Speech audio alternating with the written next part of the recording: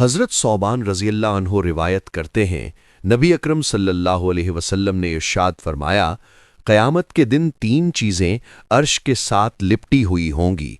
रिश्तेदारी जो ये कहेगी, ऐ अल्लाह, बेशक मैं तेरी वजह से हूँ तो मुझे काटा न जाए। अमानत जो ये कहेगी, ऐ अल्लाह, मैं तेरी मदद से हूँ तो मेरे हवाले से खयानत न की जाए। और नेमत जो ये कहेगी, ऐ अल्लाह, मैं तेरी मदद से हूँ तो मेरा इनकार या नाशुक्री न की जाए। हज़रत अनस बिन मालिक रज़ी अल्लाह अन्हो नबी अकरम सल्लल्लाहु अलैहि वसल्लम के बारे में ये बात नक़ल करते हैं। उन्होंने नबी अकरम सल्लल्लाहु अलैहि वसल्लम को ये इरशाद फरमाते हुए सुना है, बेशक सदका करना और सिला रहमी करना, इन दोनों के ज़रिए अल्लाह ताला उम्र में इजाफ़ा करता है और इन दोनों के ज़रिए बुरी मौत को दूर कर देता है और इन दोनों के ज़रिए अल्लाह ताला नापसंदीदा चीज़ और तकलीफ़ दे चीज़ को परे कर देता है।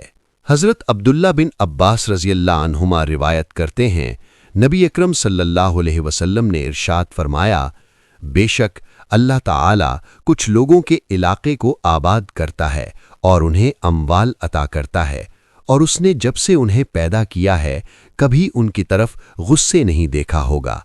अर्ज़ की गई, या रसूल अल्लाह, इसकी वजह क्या है? आप सल्लल्लाहु अलैहि वसल्लम ने फरमाया, क्योंकि वो एक दूसरे के साथ रिश्ते के हुकूक का ख्याल रखते हैं।